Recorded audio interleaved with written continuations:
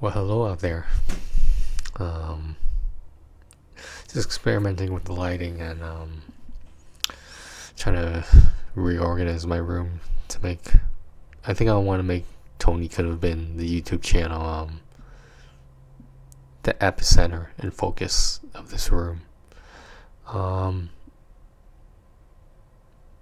I got some lighting tips from Mr. Kometa from the YouTube channel. I believe it's Kometa Music or something like that. I don't know. I'll watch his shit. He's a loser. But anyway,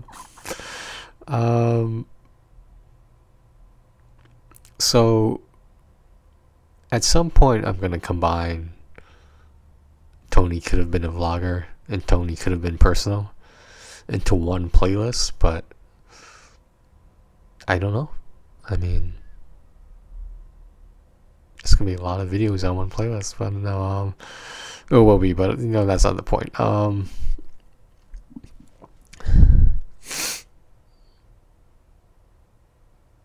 This was gonna be a vlog entry, but I thought it was more personal than vlogging, because vlogging implies I'm just talking about recent things, and these two things I want to talk about are not that recent.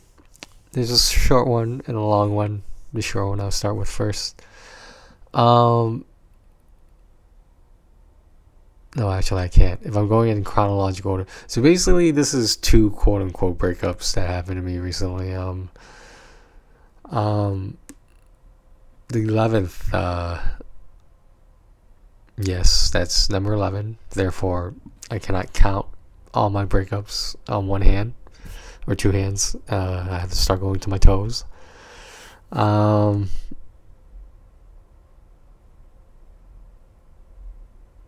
The 11th breakup was it was pretty hard on me.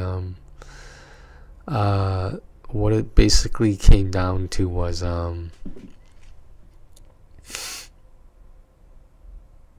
my girlfriend at the time, my now ex-girlfriend, she's always wanted to be a mom, and the more I thought about it in my head and life circumstances and what I honestly really felt was I finally reached the realization, the epiphany, if you will, that I never want to have kids. That's as simple as it is. For a while I was open to the idea of adoption, but I don't want to be in charge of another human being's life, particularly if it's a child legally, if any amount of time under 18. So realistically, what was I supposed to do? Supposed to keep the relationship going? Just when it times for the discussion about having kids that she would have with me, when am I gonna be like, oh, sorry, I decided a long time ago that I changed my mind. Okay. So one of my coworkers, she said what I did was respectable and admirable, because there's apparently a lot of guys out there who wouldn't have told or technically confessed that their life plans that changed. And I think one of her friends, and she also told me that the 11th ex-girlfriend, that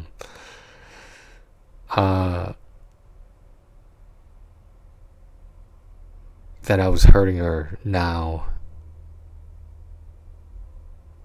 badly instead of much worse later, because the longer it would have went on for, the harder it would have been.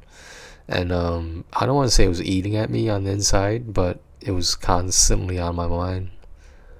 And it's like, it's not a topic to just bring up and pretend like everything's happy joy.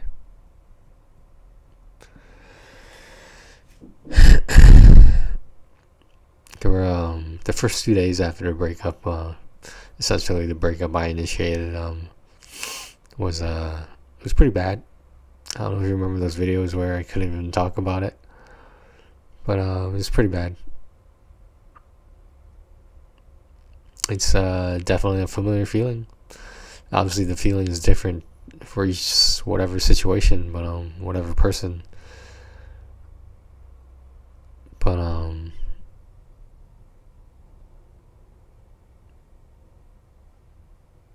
it's the silence does not indicate that my mind's drawing a blank. I'm just trying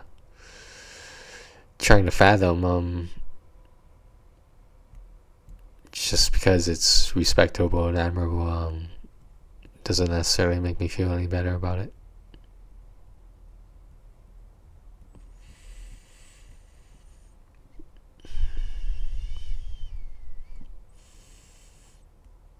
I thought I was ready to talk about this, but I mean, it still hurts, but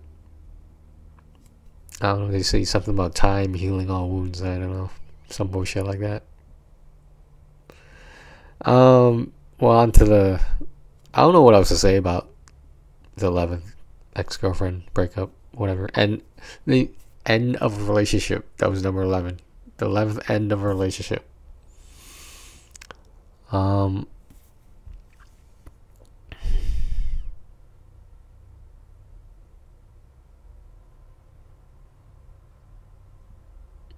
Probably say more, but not really feeling in the mood to. I thought I was, but wasn't. I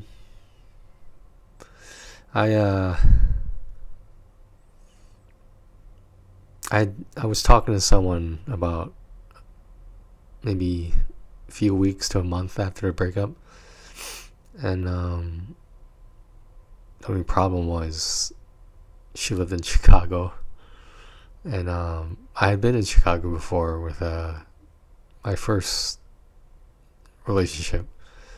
So everything's come full circle, I guess. But the 12th breakup, if you can even call it that, I don't even know if you can even call it a relationship, but I'm going to talk about it anyway.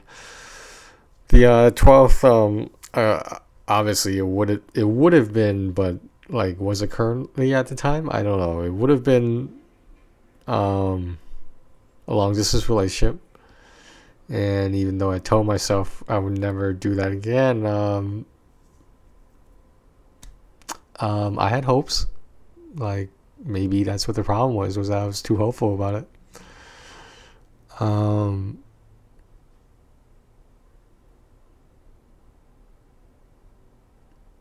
This is supposed to be the shorter one, but I'm still thinking about the 11th one. But I'll power through it. So she always said that the one from Chicago, the 12th, that she was always thought that I would get back together with my ex-girlfriend. And I told her in detail about it. I explained to her that, she's not going to change her mind. I'm not going to change my mind. So, like, why would we get back together? I mean, like, I didn't understand that. But, things were going well, I guess, until one night when she couldn't sleep, and I woke up to a voice memo about how she feels really bad, but she felt she was not over her ex-boyfriend, her third relationship in her entire life. I guess not everyone can be packing so much heat all the time on their minds, in their heart all the time. But she said she wouldn't mind staying friends with me, and she wasn't sure if when she got over him, how she could tell it was up to her, if I would still be in the picture. So I straight up asked her, like, what am I supposed to do? And she told me to just keep talking to other people. If I wanted to, I could keep talking to her. But this is the point that seals the deal right here. She said she didn't want to have any romantic conversation, talk, or whatever you want to call it with me until she figured out what she needed to figure out. So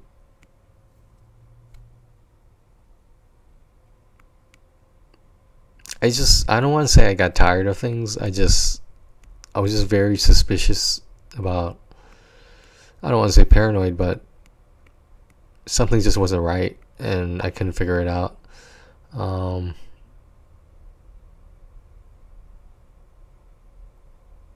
Of course, my negativity drew me to the conclusion that this is what I thought. I thought she was holding on to me as like a backup plan. And then I scratched that. I was like, no, that can't be it. That can't be it. And I know her like from dozens of texts and voice memos and a few phone calls. Yeah, she wouldn't do that. She wouldn't do that. But then it just occurred to me that maybe she just felt sorry for me, because my breakup was fresher than hers, and she was still having a hard time over hers. And I was a lot better, not fully healed yet, but I was getting there. I know the earlier part of this video says otherwise, but we take them as they come.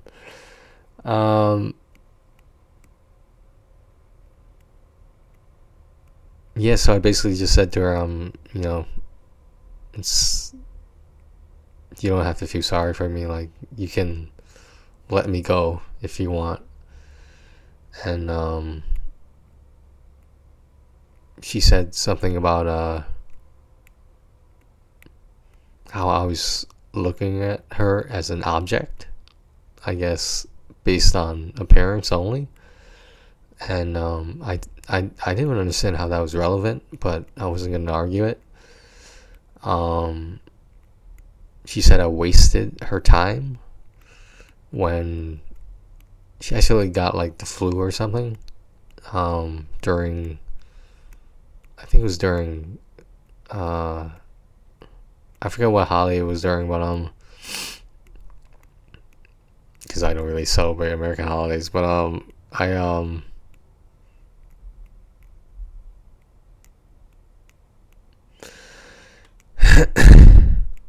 just I couldn't deal with it. I mean, I was genuinely concerned for her health and safety when she did get sick.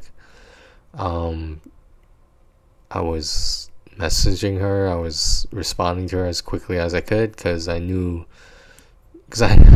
we've all had the flu before. We know how shitty it is, and I know she was already struggling with her own issues and demons, but I tried to make it better. I mean, so basically, what it boils down to is I got dumped without ever being in the relationship. We never had that talk to be, exclusive. So I don't know what the fuck happened, but I'm just gonna go with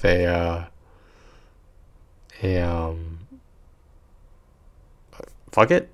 That's the 12th one. I don't know what else to say. Fuck it. Let's just pile it on, add it to the list.